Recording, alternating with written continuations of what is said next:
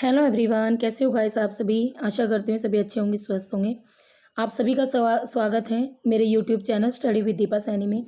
आज की क्लास में गाइस हम करने जा रहे हैं हमारा टॉपिक प्लेट विवर्तनिकी सिद्धांत या प्लेट टेक्टोनिक थ्योरी। तो इस वाले टॉपिक को आज की क्लास में हम डिटेल से पढ़ेंगे और आप सबको पता है टीजीटी और पीजीटी दोनों ही लेवल्स के लिए ये जो टॉपिक है वो हमारा मोस्ट इम्पोर्टेंट है ना। तो इस टॉपिक को आज की क्लास में हम डिटेल से पढ़ने जा रहे हैं। सबसे पहले तो जो प्लेट शब्द है, सीधा सीधा क्वेश्चन पूछा जाता था भाई, जो प्लेट शब्द है वो किसने यूज किया था। तो सबसे पहले प्रयोग इसका 1965 में कनाडा का था, टूजो विल्सन। तो कनाडा के टूजो विल्सन ने सबसे पहले प्लेट विवर्तनिकी यानी प्लेट वर्ड का शब्द सबसे पहले यूज किया था। उसके बाद अगर इस थ्योरी को आगे बढ़ाने की बात करें तो 1967 में मैकेंजी और पार्कर का नाम आया, बट यहाँ से ज़्यादा क्वेश्चन नहीं आता। क्वेश्चन आता है यहाँ से, ये आता है प्लेट विवर्तनिकी को एक सिद्धांत के रूप में सबसे पहले जो प्रिंसटन विश्वविद्यालय के थे मार्गन, एक थ्योरी के रूप में लाने वाले कौन थे? मार्गन महोदय थे 1967 में। और सबसे प्रथम योगदान किसने दिया था? तो सबसे पहला योगदान दिया था भाई 1960 में हैरी हैस महोदय ने। तो हैरी हैस का नाम आप याद रखेंगे, हैरी हैस का नाम एग्जाम में पूछा जाता है कि प्लेट विवर्तनिकी सिद्धांत का में पर मुख्य योगदान किसका था? तो हैरी हैस महोदय का था 1960 में। ये सिद्धांत आपका दो साक्ष्यों पर टिका हुआ है, एक तो पूरा चुंबकीय विसंगतियां और दूसरा महासागरीय नीतल के प्रसरण। तो ये दो जो थ्योरीज हैं, इन थ्योरीज पर पूरा का पूरा इनका ये जो प्लेट विवर्तनिकी सिद्धांत टिका हुआ है। ये सिद्धांत, इस सिद्धांत के अनुसार जो हमारा स्थलीय मंडल है, जो स्थल मंडल जिसे हम कहते हैं, लिथोस्फीयर जिसे हम कहते हैं, जो कि आपके 50 किलोमीटर की डेप्थ तक है, वो तीन चीज़ों से बना है। एक तो सियाल, एक साइमा, एक ऊपरी मेंटल स्तर। मैंने आपको पृथ्वी की आंतरिक संरचना लास्ट ही वीडियो में पढ़ाई है, तब मैंने आपको समझाया था सियाल किसे कहते हैं, साइमा किसे कहते हैं और ऊपरी मेंटल स्तर क्या होता है। ठीक है, इन तीनों से मिलकर हमारा स्थलमंडल बना हुआ है। अब जो स्थलमंडल की मोटाई है वो भी अलग अलग है। अगर महासागरीय भागों में बात करें तो ये 5 से 100 किलोमीटर गहरा है और महाद्वीपीय भागों में बात करें तो 200 किलोमीटर तक गहराई है स्थलमंडल की। क्रस्ट के नीचे मेंटल में फिर आगे आपका दुर्बलता मंडल आता है। क्रस्ट के नीचे मेंटल में दुर्बलता मंडल है, ये सारा आपका वो है internal structure of the earth, यानी पृथ्वी की आंतरिक संरचना से रिलेटेड टॉपिक है, वही कंसेप्ट मैं आपको रिवाइज करा रही हूँ। क्रस्ट के नीचे मेंटल आता है, मेंटल में दुर्बलता मंडल है 100 से 200 किलोमीटर की। ठीक है, और इसी दुर्बलता मंडल के आप ऊपर आपकी जो प्लेटें हैं वो टेक्टोनिक प्लेटें मूवमेंट कर रही हैं। अब इस सिद्धांत के अनुसार क्या है कि जो हमारी पृथ्वी का भारी भाग है वो आपका स्थलखंड से बना यानी लिथोस्फीयर से बना है और कई दृढ़ भूखंडों के संयोजन से बना, और इन दृढ़ को ही खंडों को ही प्लेट कहते हैं। कुछ नहीं है, सिंपल सी चीज़ है भाई, मैं आपको बता देती हूँ एक बार। जैसे ये हमारी अर्थ है और हमारी अर्थ का जो ये ऊपर वाला पार्ट है 50 किलोमीटर तक का पार्ट, ये पार्ट आपका लिथोस्फीयर है और ये इस लिथोस्फीयर, ठीक है, और यहाँ पर आपका दुर्बलता मंडल है और इस दुर्बलता मंडल के ऊपर प्लेटें हैं और ये सारी जो प्लेटें हैं वो मूवमेंट कर रही हैं और इन प्लेटों के ऊपर हमारे महाद्वीप हैं। तो जो हमारा स्थल मंडल है वो 7 बड़ी प्लेटों से मिलकर बना है और कुछ छोटी छोटी प्लेटों से भी बना है। अब बड़ी प्लेटों के नाम आपको लर्न होनी चाहिए। बड़ी प्लेटें एग्जाम में पूछी जाती है कि निम्न में से कौन सी प्लेट है, कौन सी नहीं है, कौन सी महासागरीय है, कौन सी महाद्वीपीय है। तो भाई उत्तरी अमेरिकी प्लेट, दक्षिण अमेरिकी प्लेट, ये दोनों आपके सीधे सीधे कॉन्टिनेंट है। उत्तरी अमेरिका कॉन्टिनेंट, दक्षिण अमेरिका कॉन्टिनेंट, तो उन्हीं के नीचे है। यूरेशियाई प्लेट, ये यूरोप और एशिया दो कॉन्टिनेंट को मिलकर बनी है। प्रशांत महासागरीय प्लेट एकमात्र महासागरीय प्लेट है, प्रशांत महासागरीय। इंडो ऑस्ट्रेलियन प्लेट, ये आपके इंडियन ओशियन और ऑस्ट्रेलिया दोनों से मिलकर बनी है। अफ्रीकी प्लेट अफ्रीका कॉन्टिनेंट से बनी है और अंटार्कटिक प्लेट आपकी अंटार्कटिक कॉन्टिनेंट के ऊपर है। तो ये कुछ बड़ी प्लेटें हैं। अब एग्जामिनर जो क्वेश्चन पूछता है ना, अब छोटी प्लेटों से क्वेश्चन ज़्यादा पूछने लगा है। ये छोटी प्लेटें आपको अच्छी तरह से पढ़नी है। तो ये जो छोटी प्लेटें हैं जैसे कोकस प्लेट, नाजिका प्लेट, इनसे एग्जाम में क्वेश्चन आते हैं।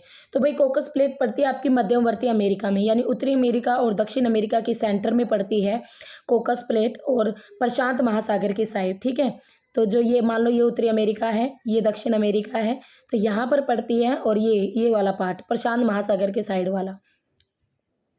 वही हम बात करें नाजिका प्लेट, तो नाजिका प्लेट पड़ती है आपके दक्षिण अमेरिका के बिल्कुल साउथ कॉर्नर पर प्रशांत महासागर की साइड ही।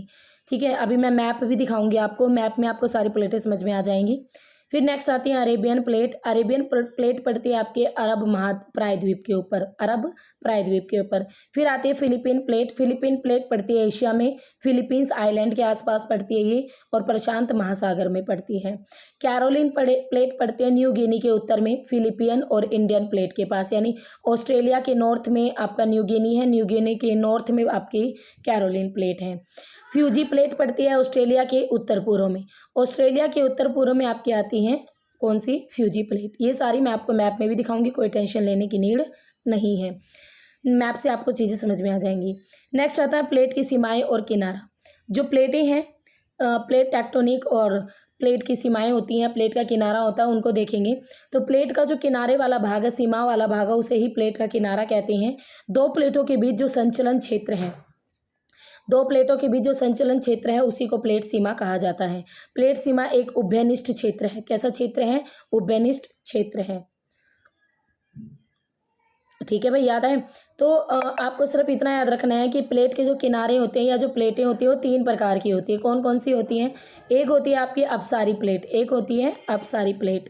1 मिनट, कहाँ भाग गया? हाँ जी, एक होती है आपकी गाइस अपसारी प्लेट, यानी डाइवर्जेंट प्लेट बाउंड्रीज। जब दो प्लेटें एक दूसरे से उल्टी डायरेक्शन में जाती है, एक दूसरे से अपोजिट जाती है, तो उसे कहते हैं अपसारी प्लेटें। ठीक है, तो पीछे हटने की स्थिति अपसरण कहलाती है, डाइवर्जेंस कहलाती है, इसलिए इसे अपसारी किनारे के नाम से भी जाना जाता है। अपसारी प्लेटों को ही नवीन रचनात्मक प्लेटों का निर्माण भी होता है, इसलिए इसे रचनात्मक किनारा भी कहते हैं। इसका मुख्य जो उदाहरण है अपसारी प्लेटों का वो है मध्य अटलांटिक कटक। मध्य अटलांटिक कटक यही मुख्य एग्जाम्पल है अपसारी प्लेटों का। उसके अलावा पूर्वी अफ्रीका की भ्रंश घाटियाँ, जो अफ्रीका कॉन्टिनेंट है उसकी जो महान भ्रंश घाटी है, वो भी आपकी अपसारी प्लेट का एग्जाम्पल है। पीजीटी स्टूडेंट्स, आपसे एग्जाम में सीधा क्वेश्चन पूछा जाता है कि निम्न में से कौन सा अपसारी प्लेट का एग्जाम्पल है। ऑप्शन में आपको मध्य अटलांटिक कटक देखने को मिलेगा, अफ्रीका की महान भ्रंश घाटी देखने को मिलेगा, लाल सागर देखने को मिल सकता है। तो जो पीजीटी स्टूडेंट्स हैं वो आप इसको डिटेल में करेंगे, और जो टीजीटी स्टूडेंट्स हैं उनको ये पता होना चाहिए कि रचनात्मक किनारे में प्लेटें कैसे मूवमेंट करती हैं, ये पूछा जाता है। और मध्य अटलांटिक कटक के बारे में उन्हें भी पता होना चाहिए, इससे भी क्वेश्चन आता है उसमें। ठीक है, तो देखो जो अंध महासागर है उसके दोनों ओर से आपकी प्लेटें एक दूसरे के अपोजिट डायरेक्शन में मूवमेंट करती है और इसी की वजह से एक दूसरे से दूर हटती हैं ऐस आकार की कटक के आसपास। तो यही इसका बेस्ट एग्जाम्पल है मध्य अटलांटिक कटक। नेक्स्ट आता है अभिसारी किनारा, यानी कन्वर्जेंस बाउंड्री। अब जो अभिसारी किनारा है, कुछ प्लेटें एक दूसरे के और बढ़कर निकट आती है, यानी जब प्लेटें एक दूसरे की ओर निकट आती है इस तरीके से, तो इस तरीके का जो प्लेटें होती हैं उन्हें, इनके किनारों को अभिसारी किनारा या कन्वर्जेंट बाउंड्रीज के नाम से जाना जाता है। ऐसा कब होता है? जब भारी घनत्व की चट्टानों से बनी महासागरीय प्लेट हल्के घनत्व की चट्टानों से बनी महासागरीय प्लेटों के नीचे धंसती है। मान लो ये बहुत भारी प्लेट है, ये हल्की सी प्लेट है, तो जो भारी प्लेट है अपने वजन की वजह से हल्की प्लेट के नीचे धंसती चली जाती है। ठीक है, तो जब ये नीचे धंसती है तो यहाँ पर जो जिस एरिया में ये नीचे धंसती है इस एरिया को कहते हैं इंग्लिश में कहते हैं सब्सटेंस एरिया, और हिंदी में कहते हैं परिविष्टन क्षेत्र। देखो लिखा हुआ है परिविष्टन क्षेत्र। ठीक है, इंग्लिश में क्या कहेंगे? सब्सटेंस एरिया, और हिंदी में कहते हैं परिविष्टन क्षेत्र। जब भारी घनत्व की प्लेट के नीचे हल्की घनत्व वाली प्लेटें धंस जाती हैं, इस धंसी हुई प्लेटें का कुछ भाग तो आपका मेल्ट हो जाता है और मैग्मा बन जाता है, और इसी तरीके से जो ज्वालामुखी पर्वतों की रचना होती है, अगर पर्वत ना बने तो खाइयाँ बनती हैं। हिमालय पर्वत, आल्प्स जैसे जो वलित पर्वत है वो इसी ही अभिसरण का एग्जाम्पल है। तो एग्जामिनर पूछे कि भाई बताइए अभिसरण किनारे का कौन सा एग्जाम्पल है, तो आपको ऑप्शन में हिमालय पर्वत या आल्प्स पर्वत इस तरीके के ऑप्शन देखने को मिलेंगे। इन प्लेटों के किनारों को विनाशात्मक किनारे भी कहते हैं। क्या कहते हैं इन प्लेटों के किनारों को? विनाशात्मक किनारा। मध्य अमेरिका और दक्षिण अमेरिका की एंडीज पर्वतमाला में स्थित सक्रिय ज्वालामुखी, उत्तरी प्रशांत महासागर के द्वितीय चाप और परिधि पर स्थित गहरी खाइयाँ, ये सारे आपके किसके एग्जाम्पल हैं? अभिसारी प्लेटों के। यानी मध्य अमेरिका और साउथ अमेरिका की जो एंडीज पर्वतमाला है साउथ अमेरिका में, वो वहाँ पर जो आपके एक्टिव वोल्केनो है वो भी अभिसारी किनारे का ही एग्जाम्पल है। उत्तरी प्रशांत महासागर में जितनी भी आपकी ये कह सकते हो आप कटक हैं या जो भी गहरी गहरी खाइयाँ हैं वो सारी भी आपकी अभिसारी प्लेटों का ही एग्जाम्पल है। तो देखो अभिसारी प्लेटों में कैसे होता है, एक दूसरे के नज़दीक आती हैं। थर्ड आती है रूपांतरण किनारा। जब प्लेटें क्या होंगी, ना तो एक दूसरे के अपोजिट जाएंगी, एक मिनट, ना तो प्लेटें भाई एक दूसरे से दूर जाएंगी, ना ही एक दूसरे के नज़दीक आती हैं, यानी प्लेटें एक दूसरे के साथ साथ क्षैतिज दिशा में सरकती हैं। तो इसलिए से संरक्षी यानी एक दूसरे का संरक्षण कर लिया, बचाव कर लिया, या निष्क्रिय यानी कोई भी आप एक्टिविटी साथ में नहीं हुई, तो निष्क्रिय किनारों के नाम से भी इन्हें जाना जाता है। रूपांतरण जो भ्रश है वो दो प्लेटों को अलग करने वाले तल है, यानी एक प्लेट इस तरीके की जा रही है, एक प्लेट ऊपर की ओर जा रही है, तो ये आपस में बिल्कुल भी टच नहीं करेंगी, एक दूसरे के बगल में निकल जाएंगी। इनमें न तो किसी नवीन स्थल का यानी कोई भी नई चीज़ नहीं बनती और ना ही कोई विनाश होता है। तो रूपांतरण प्लेटों का जो सबसे बेस्ट एग्जाम्पल है वो एग्जाम में एक तो ये आता है, पीजीटी स्टूडेंट्स आपका ये आता है, एक डेड सी है, मृत सागर की जो निम्न भूमि वो, और कैलिफोर्निया का सान एंड्रियास, ये आपके दो बेस्ट एग्जाम्पल है किसके, रूपांतरण किनारे के। ठीक है, तो इतने आप याद रखना। तो ये 3 प्रकार के किनारे हैं जो तीनों मैंने आपको करवा दिए हैं, जिसमें पहला हमने पढ़ा अपसारी, दूसरा पढ़ा अभिसारी, तीसरा पढ़ा रूपांतरण। तो तीनों आपको लर्न होने चाहिए, एग्जाम में क्वेश्चन तीनों किनारों से बनते हैं। नेक्स्ट आता है प्लेट को संचालित करने वाले बल। एक आता है तापीय संवहन प्रवाह। दृढ़ प्लेटों के नीचे जब आपकी चट्टानें नीचे से ऊपर या ऊपर से नीचे इस तरीके से घूमती रहती है, तो इस प्रवाह को कहते हैं तापीय संवहन प्रवाह। इसमें क्या होता है ना, मैग्मा धीरे धीरे ठंडा होकर फिर गहराई में जाता है, फिर नष्ट हो जाता है, और फिर वहाँ पर संवहनीय धाराएं बनती हैं।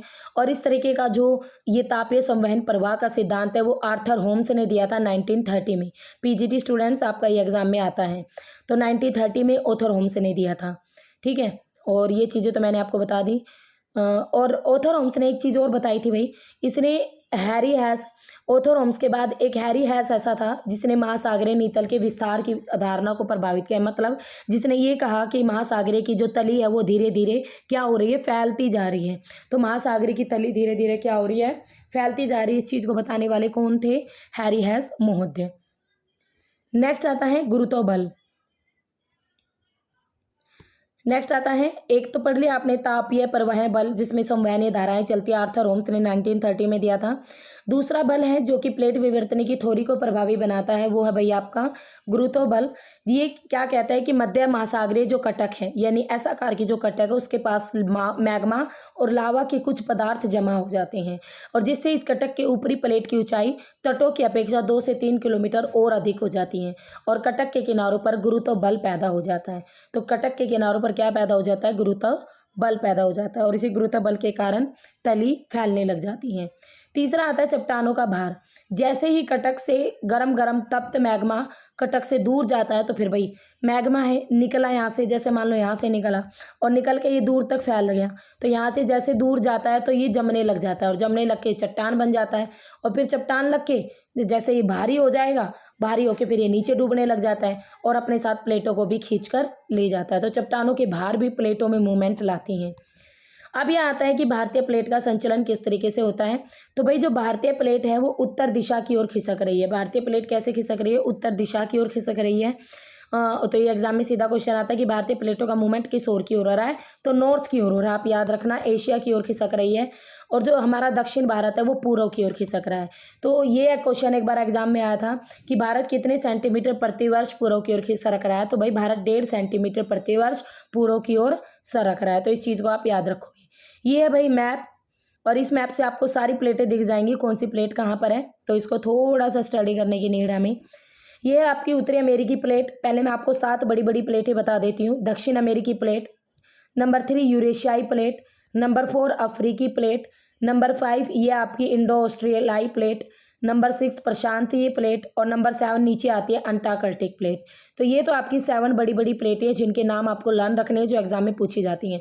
उसके अलावा अब एग्जामिनर छोटी प्लेटें पूछता है। तो देखो भाई ये है आपकी कोकस प्लेट, मध्य अमेरिका में, मैंने बताया था ना आपको मध्य अमेरिका में पड़ती है। देखो उत्तरी अमेरिका, दक्षिण अमेरिका, इन दोनों के बीच में है मध्य अमेरिका यहाँ पे। तो यहाँ पर पड़ती है आपकी कोकस प्लेट, और किस साइड पड़ती है, प्रशांत महासागर के साइड। सेकंड आती है आपकी नाजिका प्लेट। ये है आपकी नाजिका प्लेट, ये लिखा हुआ, ये है नाजिका प्लेट जो कि दक्षिण अमेरिका में प्रशांत महासागर की साइड पड़ती है।